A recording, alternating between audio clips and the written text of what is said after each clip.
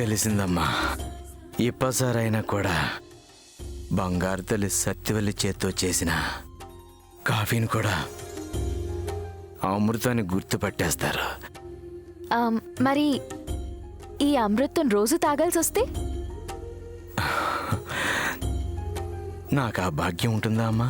Tea కాఫీలే కాదు, tiffin అయినా సరే బ్రహ్మాండంగా చేస్తాను. తినమని మీకిస్తాను. మీరు మాటిస్తానంటే.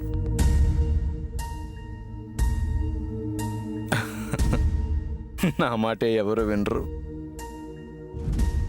అలాంటిది మాటేమని అడుగుతున్నావా?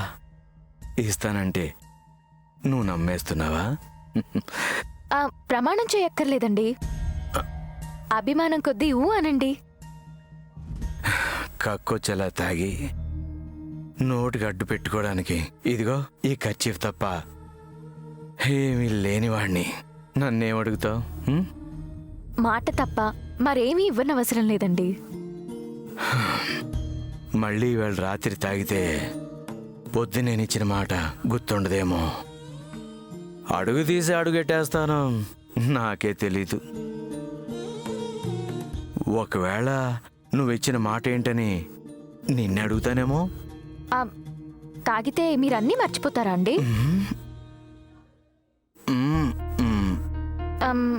త్రిపురన్ కూడా?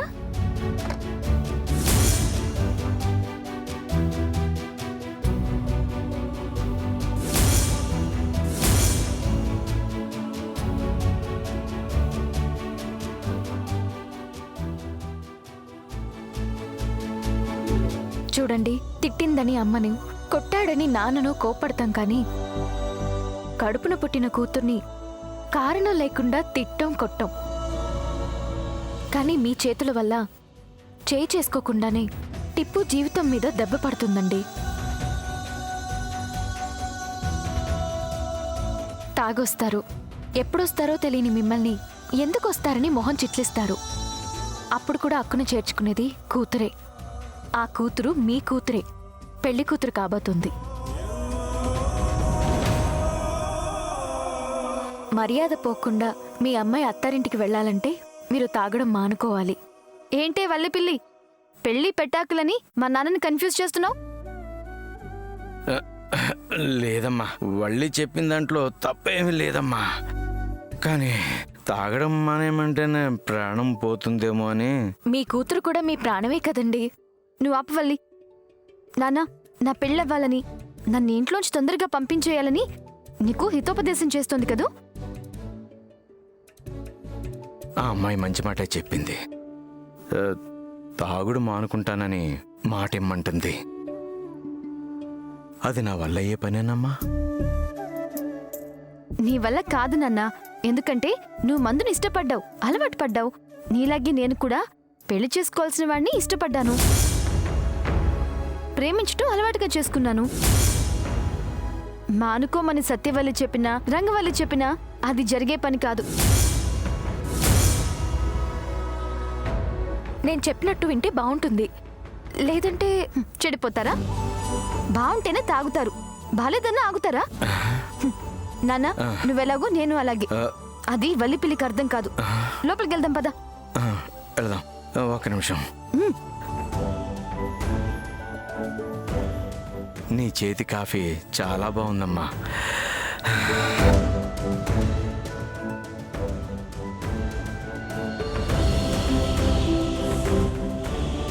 మురుగా,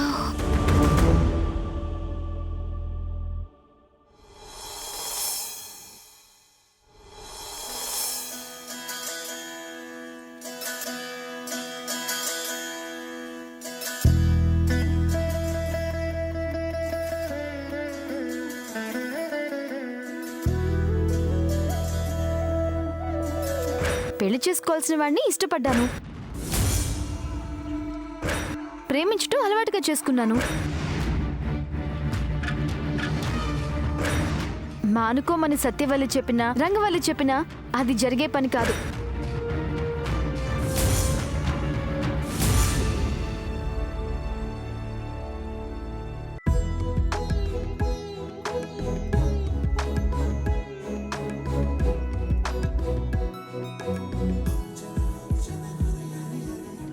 బొల్లి హారతి పళ్ళం తీసుకురా.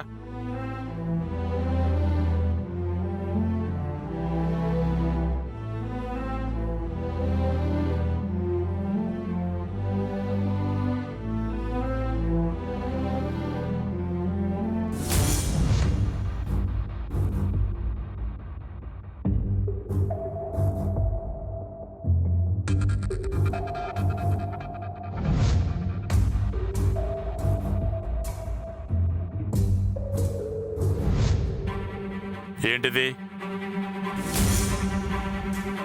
బొల్లి ముఖం పగులుతుందేమనుకున్నావా?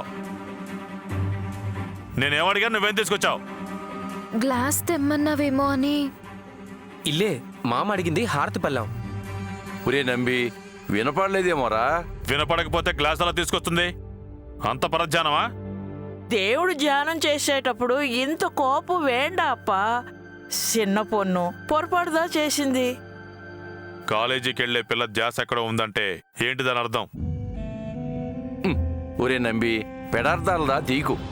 ఒరే భరణి, మీ మామ హారతి పళ్ళి ఉందా తెమ్మన్నాడని నీకుదా తెలుసు. నువ్వు తెచ్చుంటే ఈ గొడవదా ఉండేది కాదు కదా.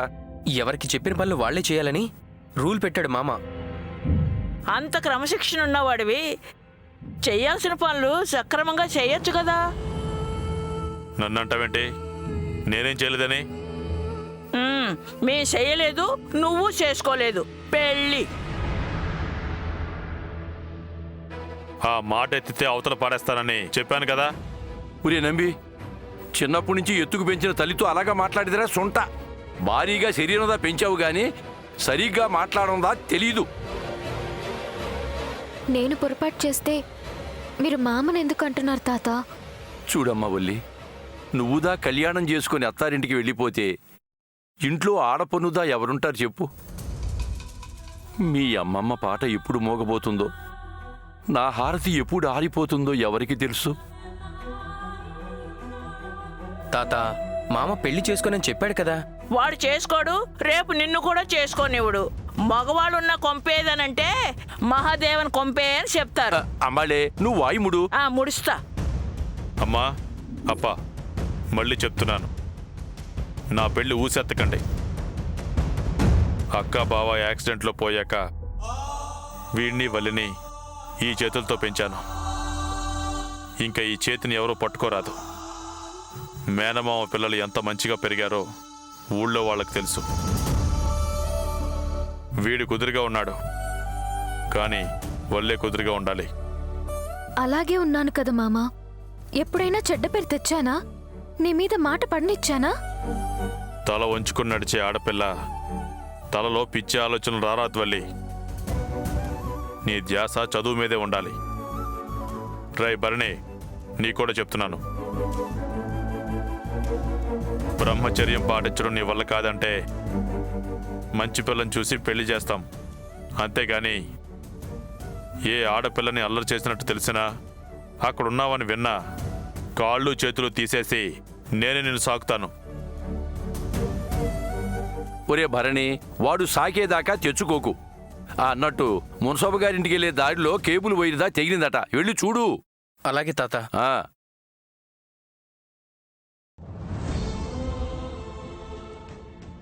ఒంట్లో బాలేదా? బానే ఉంది మామా. మరి ఇంకా ఇంట్లోనే ఉన్నావేంటి? కాలేజీకి పోవా?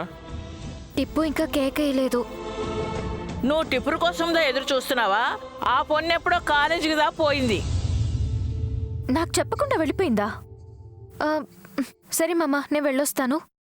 ఒక్క నిమిషం వల్లి. మామా, నీకు నీ ఫ్రెండ్కు చెడిందేమో నాకు తెలీదు, కానీ మీ వల్ల ఏ ఇంటికి చెడ్డ పేరు వచ్చినా అందరి ఆయుష్లు తగ్గుతాయి. అర్థమైందా? సరే.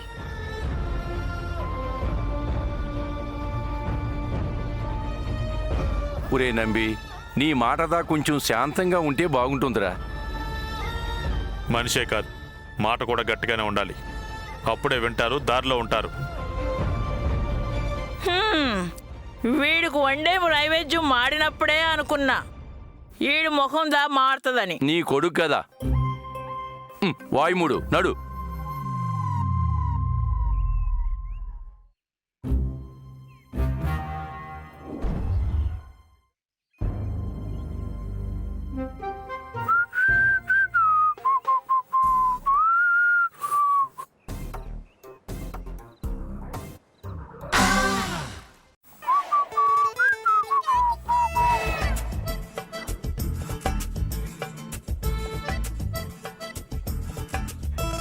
ఓయ్ నువ్వేంటి ఇక్కడ?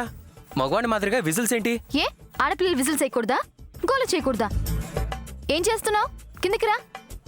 ఎందుకు రావాలి? నా పనేదో నేను చేసుకుంటున్నాను. నేను కాలేజీకి పో. టిప్పు నాకు చెప్పకుండా కాలేజ్కి బయలుదేరిందంటే దానికి దిక్కైనా ఉండాలి, లేదంటే పక్కదారిలో మా అన్న అయినా ఉండాలి.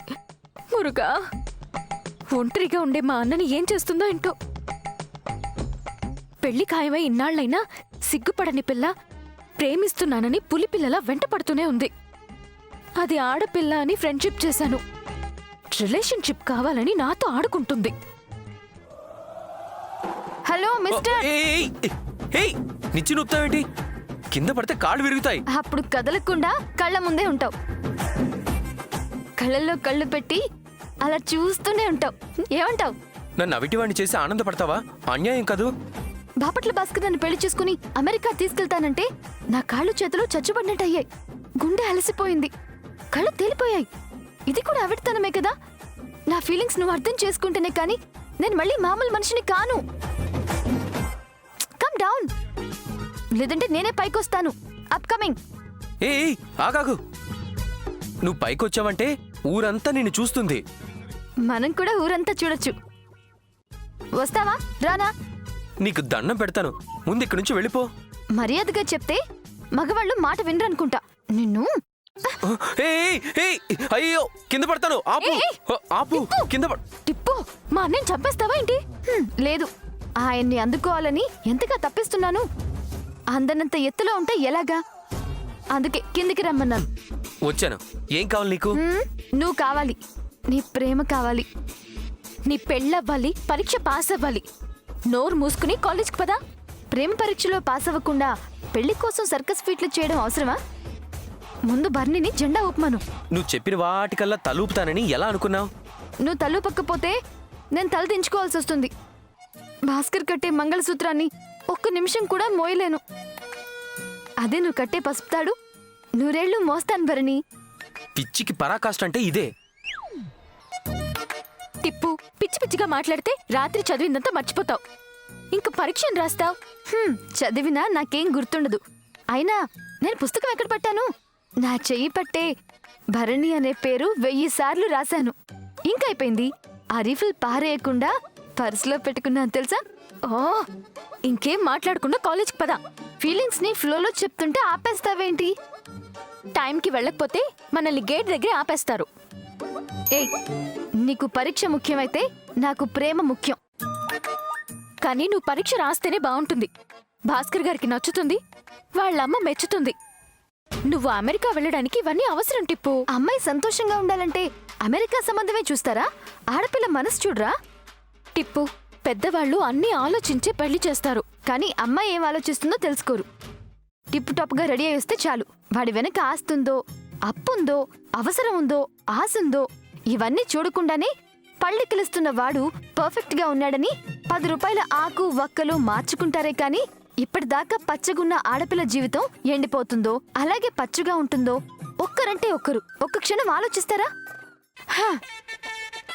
గ్యాప్ లేకుండా చెప్తుంటే ఆయాసం వస్తుంది. నేను స్పీడ్గా చెప్పినా నీకు అర్థమవుతుంది కదా? సీటిప్పు, నువ్వు నాకేం చెప్పకు. ఇంట్లో వాళ్ళు చెప్పింది విను. ఇప్పుడైతే నా మాట విని ఎగ్జామ్ రాయడానికి రా. హాల్ టికెట్ తీసుకొచ్చావా? తీసుకొచ్చాను. నా పేరు పి బాలా త్రిపురంధేశ్వరి, పక్కన వైఫ్ ఆఫ్ భరణి అని రాశాను. ఇంకిది హాల్ టికెట్ ఎలా అవుతుంది? పెళ్లి పత్రిక అవుతుంది. ఇది కూడా తగలపెట్టు. ఓయ్, అలా విసిరేసావేంటి? నువ్వు నన్ను ప్రేమించేలా ఉంటే వెళ్ళి అందులో ఉన్న నా ఫోటో తీసుకుని పర్సులో పెట్టుకో. ఏ వల్లి, నువ్వు నన్ను ద్వేషించేలా ఉంటే నా ఫోటోతో సహా తగలబెట్టే. నేనైతే ఎగ్జామ్ రాయట్లేదు, బాయ్. బాయ్. టిప్పు ఏయ్ టిప్పు. త్రిపుర ఇలా చేస్తే పెద్దింటి పరువే కాదు, మన పరువు కూడా పోతుంది వల్లి. మనం కూడా ఇల్లు వదిలేసి వెళ్ళిపోవాల్సి వస్తుందేమో. అలా జరగదన్నా, జరగనివ్వను. టిప్పు పాస్ అవ్వాలి.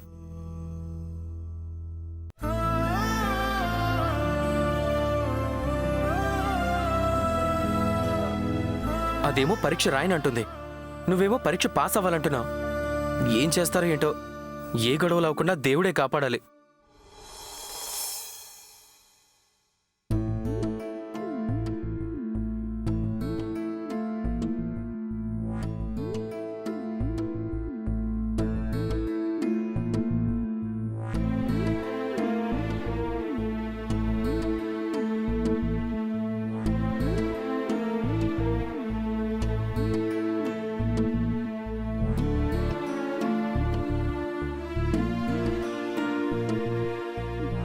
ఈశ్వరా, చిన్నప్పటి నుంచి నాకన్నా త్రిపుర బాగుండాలని, నాకన్నా బాగా చదవాలని, నాకన్నా ముందు పెళ్ళవ్వాలని గుడికొచ్చిన ప్రతిసారి నిన్ను కోరేదాన్ని.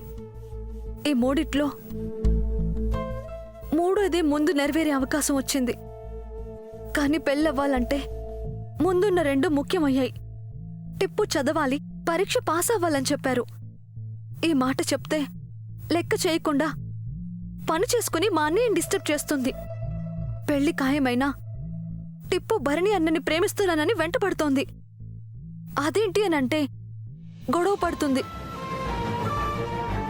ప్రేమ పరీక్షలో నెగ్గేదాకా ఏ పరీక్ష రాయనని కోపంగా వెళ్ళిపోయింది.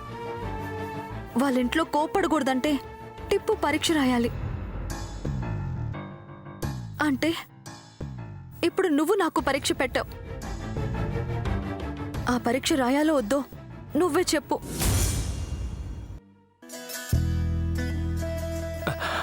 నమస్కారం మహాదేవన్ గారు. ఏమయ్యా వికాస్, బాగున్నావా? బాగున్నానండి. వ్యవసాయం ఎలా ఉంది? బాగుందండి. శోభం, వెళ్ళొస్తాను. సరే అండి.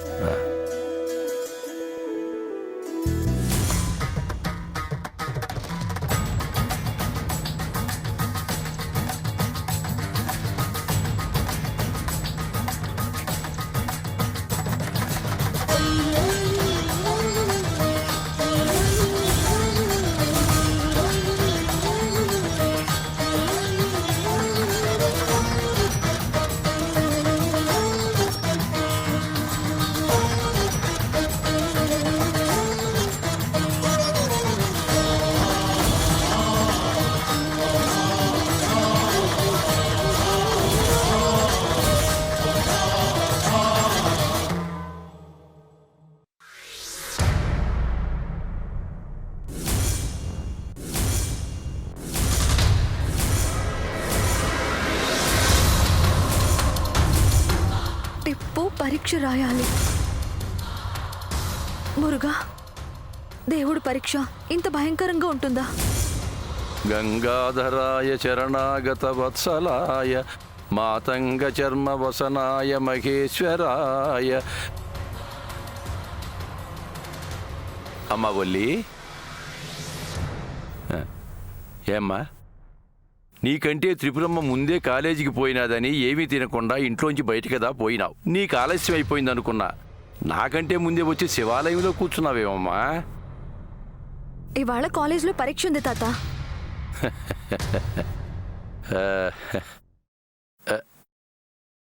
బాగా చదివే నీకు భయమా? పాస్ అవుతానా లేదా అని కాదు తాత, ఈ పరీక్ష రాస్తానా లేదా అని. ఏమ్మా, సుస్థిగా ఉందా?